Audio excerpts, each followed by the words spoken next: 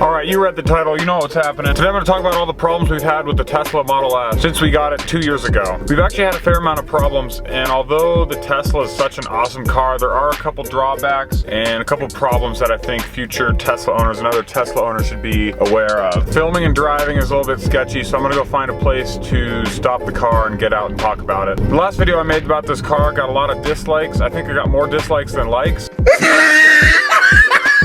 Because, well, it was basically a sarcastic video I made, and the main reason I made that video was just to let people know that I wasn't gonna be able to post videos. I just needed to make something short and easy, but it still got like a really bad response. I guess a little disclaimer is like, I love this car and I'm a Tesla fanboy too. If you're a Tesla fanboy or fangirl, please don't dislike this just because I'm hating on the car, because I'm not really hating on the car. I love this car.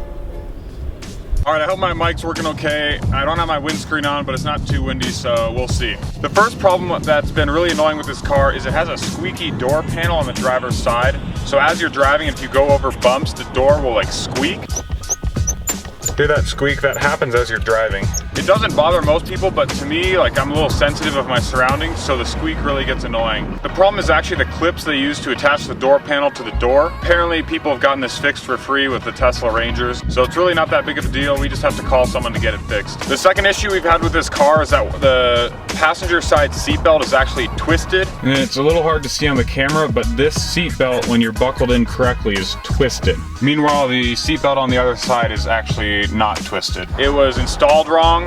We still haven't gotten that fixed, but that's a minor issue. Just something to throw out there. There are occasional mistakes that Tesla makes in their manufacturing process. Biggest mistake of all, honestly, is the fact that the bumper on this car is actually the wrong paint color. We believe it was repainted outside of the factory. Maybe something was wrong with the factory paint, and the paint actually does not match the car. We didn't know this until we had a clear wrap put on the car, and the detailer actually noticed, who was doing the wrap, and after he showed me, I saw it. Before that, I had never noticed, so it took someone pointing it out to see it. So it's not extremely noticeable, but once you know it's there, it's pretty obvious. All right, so if you look closely, you can see there's actually a color difference. Again, not the biggest problem, but still something you wouldn't expect from a car like a Tesla. Next, we have the mirrors. The mirrors auto fold, but eventually the motors are too weak to fold them in if the mirrors get dirty. And so that's happened a couple times where the mirrors have gotten stuck out and or in.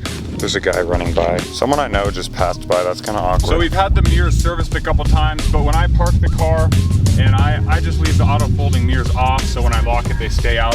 The next issue is actually an aftermarket product. It's the Tesla brand all-weather mats that we have in here. The way they're made, the sides of them really come up high and don't really line up flush with the side of the car. Down there you can see the all-weather mat. See how high it is, and it's a little warped, so you end up like tripping on that. Here's another example of the all-weather mat sizing being a little janky. This is something they actually fixed. Cars are so loud, I can't tell if it's on the mic or not. Tesla actually fixed this on the Model 3 all-weather mats. The sides are shorter and they don't look as ugly, and you don't trip on them when you're getting in and out of the car. That's pretty much all the Tesla issues we've had in the past few years. The only other problems we've had are small software bugs and the fact that the car's so low, we scrape it pretty much every time we go into our garage. If we had air suspension, that wouldn't be a problem. I guess one more thing is that the white car really attracts bugs.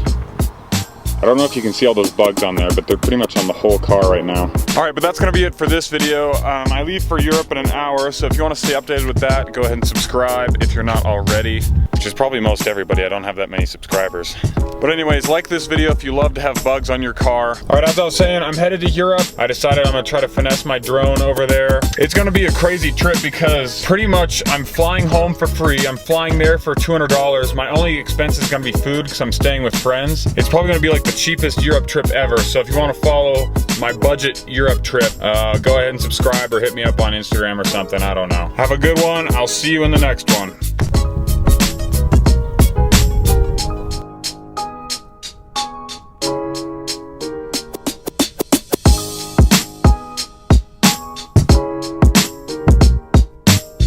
Autopilot is such a life hack. It makes it so easy to film and drive at the same time.